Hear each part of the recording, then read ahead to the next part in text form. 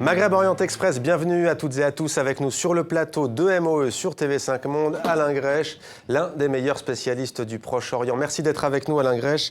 Vous êtes aujourd'hui le co-auteur du livre graphique intitulé Un chant d'amour, Israël-Palestine, une histoire française.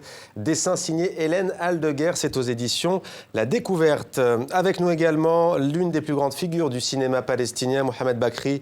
Bienvenue à vous, merci d'être avec nous. Vous êtes donc réalisateur, comédien également. Vous participez en ce moment au Festival Ciné-Palestine. Ça se passe à Paris jusqu'au 11 juin prochain. Vous avez notamment réalisé Jenin, qui a connu un succès planétaire. Avant de vous donner la parole à tous les deux, messieurs, connexion Bruxelles en Belgique.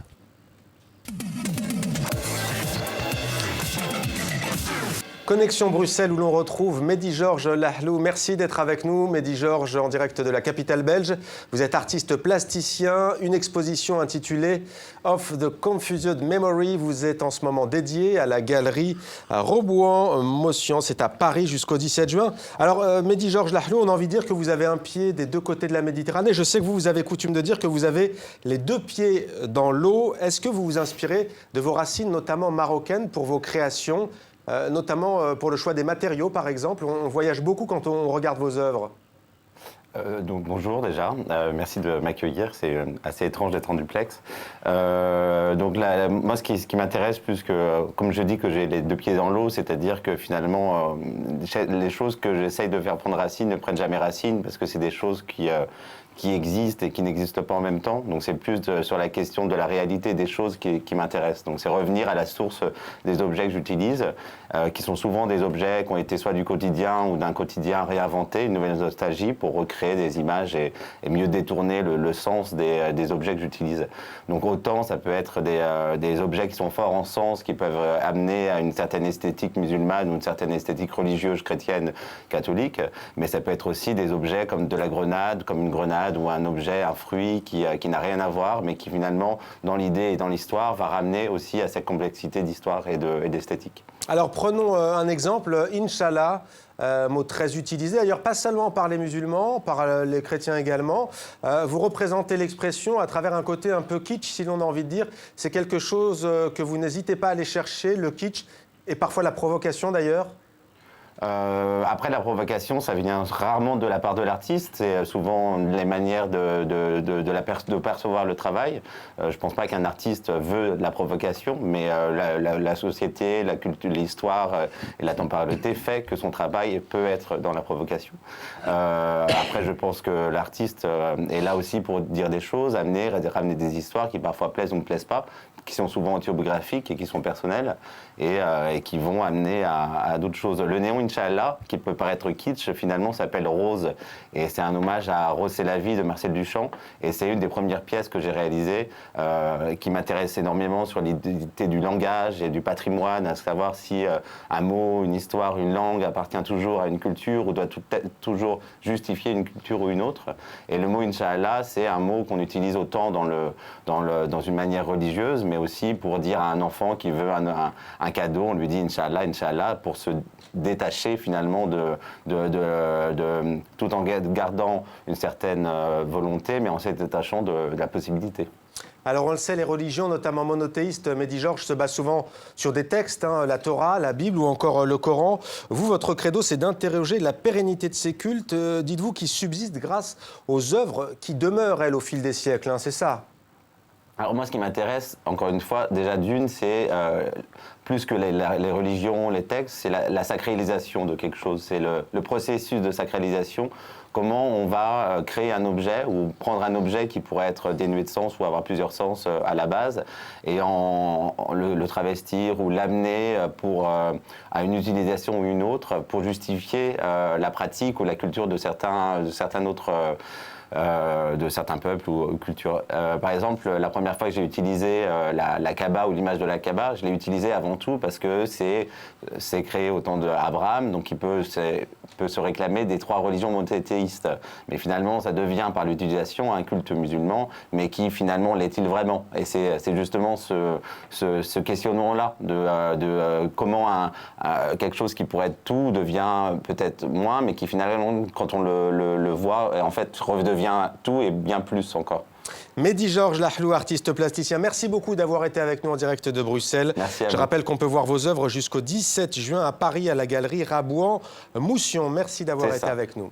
Au programme également aujourd'hui, un anniversaire, triste anniversaire ou pas, c'est selon.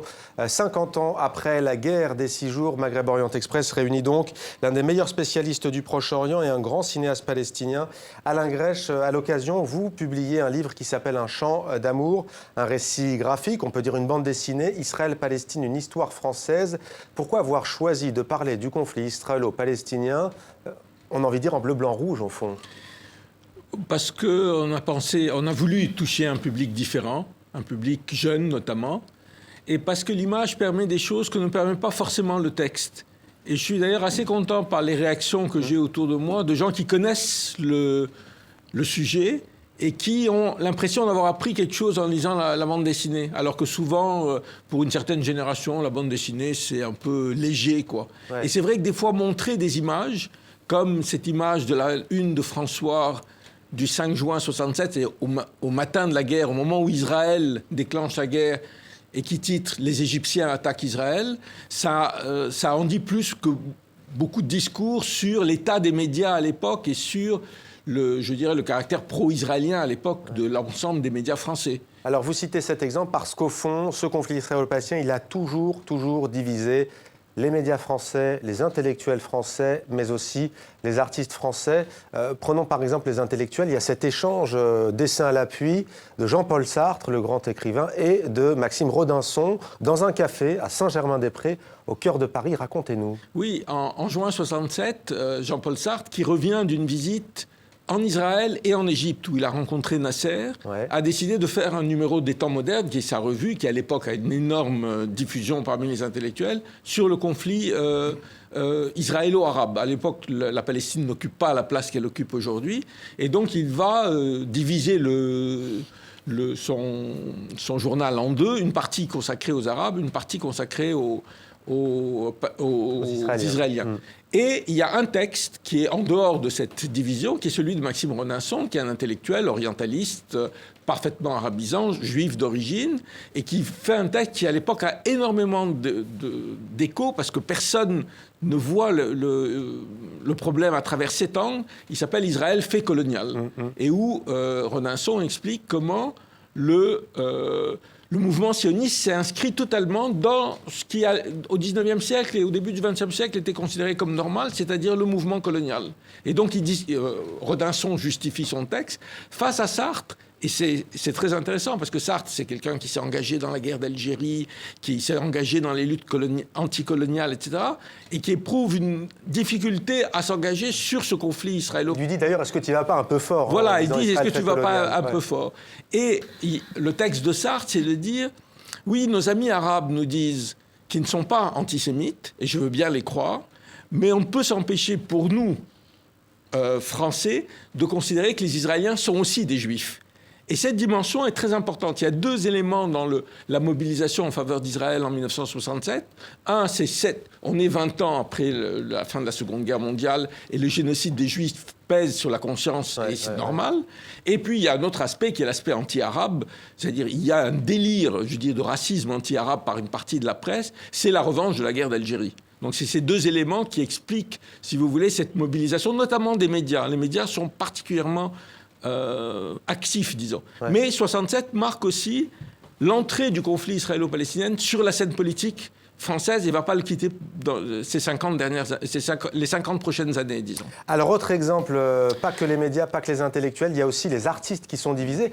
Et certains de nos téléspectatrices et de nos téléspectateurs ne le savent pas forcément, mais Serge Gainsbourg, l'un des plus grands chanteurs francophones de l'histoire, on peut le dire, a chanté une chanson à la gloire d'Israël. Ça s'appelle « Le sable et le soldat ». On écoute un extrait. La chanson est d'ailleurs sortie seulement en 2002. À l'époque, elle n'est jamais sortie. Alain Grèche va nous dire pourquoi. On écoute. Je défendrai le sable d'Israël, la terre d'Israël, les enfants d'Israël, quitte à mourir pour le sable d'Israël, la terre d'Israël, les enfants d'Israël. Je défends Voilà, là on est à la fin des années 60, 67. Racontez-nous l'histoire de ce tube, on peut dire, avorté ou pas, puisqu'on l'a pu avorté, écouter parce qu'en après. fait, c'est l'ambassade d'Israël qui demande à Serge Gainsbourg de faire une chanson en défense d'Israël. Il accepte de la faire, Ouais. et la chanson part en Israël le jour du déclenchement du conflit. Donc elle ne va jamais être jouée. Mais ce qui est intéressant, c'est que Gainsbourg est quelqu'un d'absolument apolitique, qui ne s'intéresse pas à la politique. Mais il y a ce sentiment d'une partie de la population française, du parti des Juifs français, en faveur d'Israël. Il y a une vraie émotion, et je dirais la mobilisation, de Gainsbourg est le reflet de cette mobilisation d'une partie des intellectuels et de la population française. De cette sensibilité. Ouais. Hein. Mohamed Bakri, ce roman graphique, Un chant d'amour, on va parler bien entendu de votre cinéma et de vos films et du festival Ciné-Palestine, mais peut-être d'abord une réaction à Un chant d'amour, Israël-Palestine, une histoire française. Dans ce livre, c'est rappelé, 1989, au mois de mai, il me semble, François Mitterrand reçoit Yasser Arafat. À l'époque, c'est un véritable tournant politique.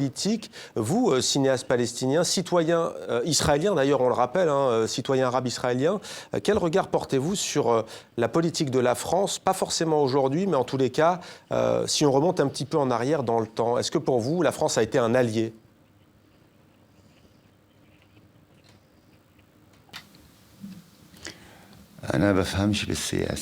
Moi, je Vous ne n'avez pas comprends compris la question. beaucoup de choses, la politique. Ah, à la politique. Je suis apolitique, je vous le jure. Posez-moi des questions sur des films, sur le théâtre, sur le festival, sur le café, espresso. Je peux vous répondre avec plaisir. Bon, alors on ne va pas parler du café politique, espresso. je ne sais pas. Pas de politique alors, mais peut-être donc ce cinéma, ce festival Ciné-Palestine, ce n'est pas la première fois que vous venez à Paris, en France, bien entendu. Le public parisien va pouvoir découvrir ou redécouvrir votre œuvre, puisqu'il y a toute une rétrospective, 1948, le film Zahra également, il y a Jenin Jenin. Pour vous, est-ce qu'il est aujourd'hui important de redonner à voir le cinéma palestinien au moment où, disons-le quand même, politique ou pas, on ne parle plus beaucoup du conflit israélo-palestinien dans les médias. Le cinéma, ça peut être une très bonne manière de parler justement de cette région du monde ? Personnellement, je crois que l'art est la seule voie pour aller tout droit au cœur des gens, au cœur des Français ou non-Français. L'art ouvre des horizons, des perspectives. Monsieur Alain Grèche sera d'accord avec moi ou pas.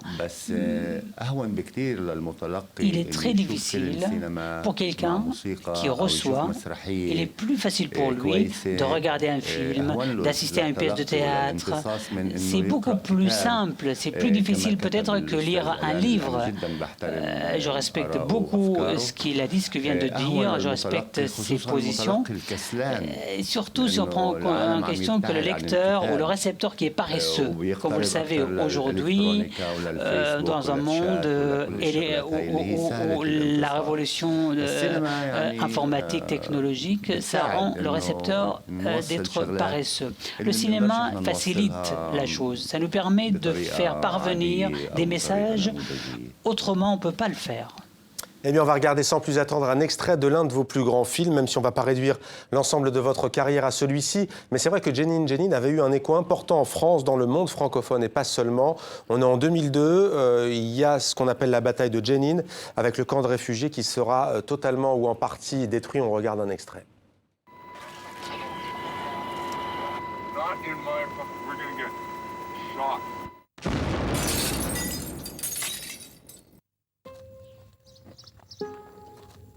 أنا صفوري صفوري يا أبو صفوري كل ما نبني عش تنخربوا لنا إياه كل ما نبني بيت تنهدموا لنا إياه كل ما نخلف ولد قتلوا لنا إياه شو ظل لنا؟ شو ظل؟ قتلوا الأمل قتلوا زهرة الحب اللي بقلبنا شو ذنب العمارات هاي شو ذنب Voilà, Jenin Jenin, documentaire Mohamed Bakri qui avait été interdit, on s'en souvient, en Israël, mais pas seulement, également sur la chaîne franco-allemande Arte. Est-ce que ça vous avait choqué à l'époque qu'une chaîne occidentale qui défend souvent la liberté d'expression censure un film ? Israël peut imposer à l'Arte de ne pas diffuser n'importe quel film. C'est quelque chose qui est prouvé. Ça explique peut-être la politique française. Si vous posez la question politique, la politique française n'est pas fondée sur des principes, n'est pas fondée sur des... n'est pas réaliste à l'égard du conflit arabo-israélien. Israélo-palestinien. C'est une politique de poids de mesure en quelque sorte. La France a peur du sionisme, a peur d'Israël. C'est mon point de vue en ce qui concerne la politique française. Même si, comme je l'ai dit, je suis apolitique, je ne comprends pas grand-chose à la politique. Il y a un déficit politique important, même si, bien sûr, on prend en compte que Mitterrand a reçu Arafat, c'est vrai.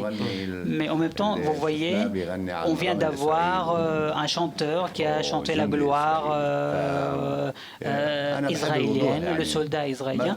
J'aime bien la clarté. Il ne faut pas être, il faut pas être deux points de mesure. Il faut être toujours avec la vérité. Aujourd'hui, la Palestine subit beaucoup d'injustice et la France ne prend pas ça en compte.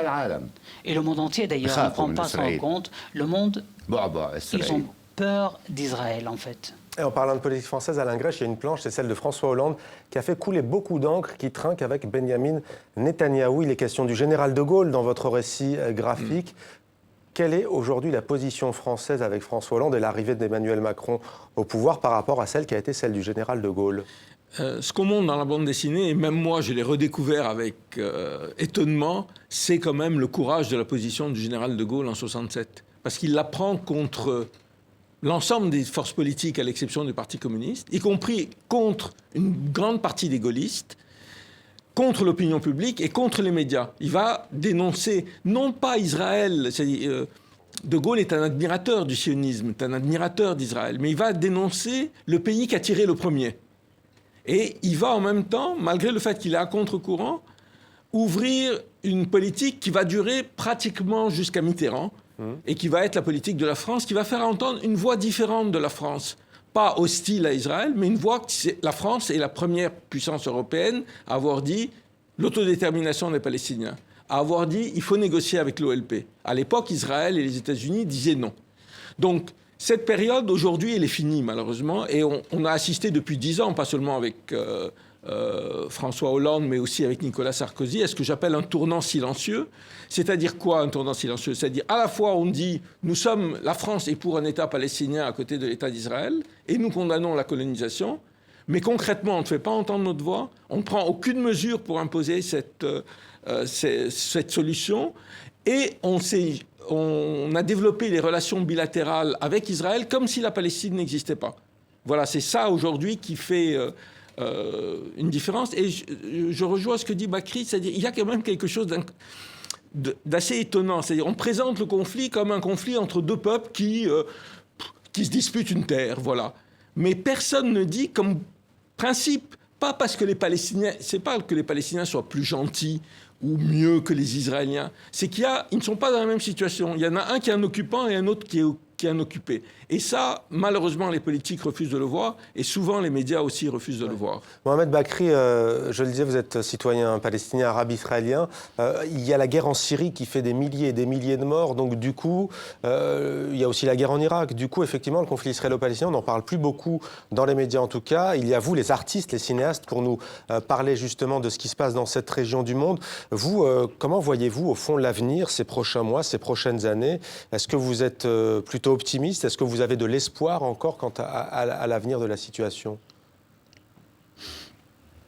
Bien sûr, je garde toujours l'espoir, un grand espoir. Comme j'ai dit, je ne parle pas de la politique, mais je parle de l'art. L'art, c'est une fenêtre vers l'espoir. Sans l'espoir, il n'y a pas d'art. Je ne peux pas lire la politique, je ne peux pas lire l'avenir sans l'art. Mais est-ce qu'il y a des artistes israéliens qui vous appuient justement dans cette démarche ? Ils sont peu, c'est vrai, mais ils sont là. Je ne peux pas le nier. Il y a des Israéliens qui sont anti-sionistes. Il existe, je les respecte. Je suis en fait pour deux États, pour deux peuples. Je suis pour deux souverainetés. Je suis contre l'occupation. Israël doit se retirer de la Cisjordanie et de la bande de Gaza définitivement. Sans cela, aucune paix n'est possible. Chaque être humain sage, israélien ou palestinien, souhaite cela. Aujourd'hui, vu les gouvernements de droite actuels, ils continuent leur mouvement de colonisation. Les colons bénéficient d'une terre dont ils ne possèdent pas. Cela ne peut pas continuer. C'est pour cela que j'ai fait mon film Génie du Nil. Par ce film, je voulais dire à tout le monde, et notamment aux Israéliens, je voulais leur dire, vous ne pouvez pas continuer avec l'occupation. D'abord, Israël doit se retirer jusqu'aux lignes de 67. Ensuite, on peut parler de deux États séparés, indépendants. Chaque pays bénéficie de sa souveraineté. Mon rêve était de vivre dans un seul État, mais cela n'est pas possible avec des gouvernements de droite israélienne. On va maintenant passer à vos coups de cœur, chers invités. C'est notre séquence Atmosphère.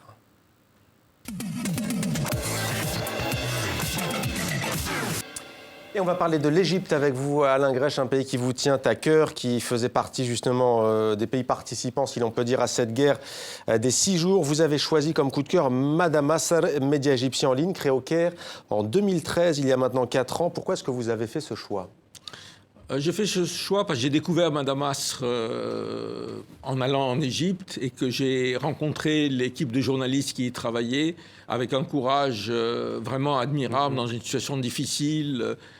Après la chute de Moubarak, sous la présidence de Morsi, après le coup d'État militaire en Égypte, tout ça, j'ai découvert une nouvelle génération de journalistes, beaucoup de femmes d'ailleurs, et ça c'est vrai dans l'ensemble du monde arabe. Et ce média vient d'être interdit en Égypte, enfin, il n'est pas fermé, mais on n'y a plus accès en Égypte. Ouais. C'est un média en arabe et en anglais qui s'adresse avant tout au public égyptien. Et il a été interdit. Pourquoi a-t-il critiqué le régime en place ? Alors, ce qui est extraordinaire, c'est qu'il n'y a pas de décision officielle. On n'arrive pas à savoir pourquoi. Alors, les journaux officiels disent qu'il y a eu 20 sites qui ont été fermés pour accointance avec les frères musulmans et apologie du terrorisme. Motif souvent invoqué quand on veut faire taire... Et il y a une espèce d'amalgame entre ces sites. Il y a des sites qui sont des sites financés par le Qatar, il y a des sites qui sont des sites frères musulmans, et puis il y a des sites qui sont, comme Madame Asr, des sites indépendants. Et je dois dire, parce que Orient 21 a créé une espèce de réseau de sites indépendants du monde arabe avec Madame Asr. Lina Atalla, qui est la rédactrice en chef et la fondatrice, était là ce week-end. Donc on a pu discuter avec elle de la situation et des difficultés aujourd'hui qu'il y a à faire entendre une voix indépendante dans le monde arabe. En tout cas, on suivra bien entendu l'avenir de ce site internet Madame Asr. Mohamed Bakri, vous avez choisi l'auteur palestinien Emile Habibi, qui était votre ami, qui nous a quittés. Vous lui avez dédié un film documentaire, ça s'appelle « Depuis que tu n'es plus là ». On regarde un extrait.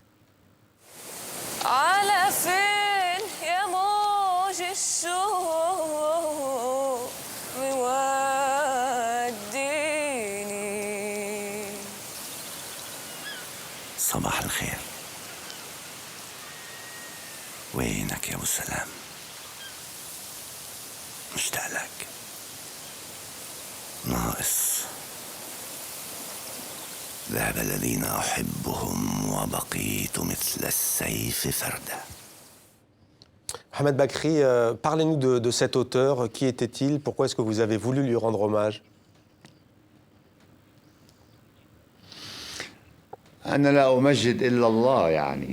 Donc je lui ai rendu hommage, bien sûr. Pour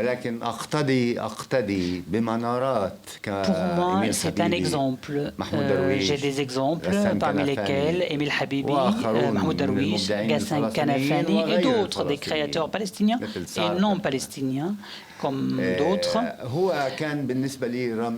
Pour moi, Émile Habibi était le symbole de la rationalité palestinienne, la rationalité responsable vis-à-vis de la génération future, était le symbole de cohabitation et de la paix. Il se surnommait Abou Salam, le père de Salam. Il a pris comme prénom de son fils Salam, la paix. Pour moi, j'adore ces personnes. L'amour, la paix, pour moi, c'est un exemple suprême. Merci beaucoup Mohamed Bakri, merci Alain Grèche. On termine par ce message de paix et d'amour. On se retrouve dimanche prochain pour un nouveau numéro sur TV5 Monde.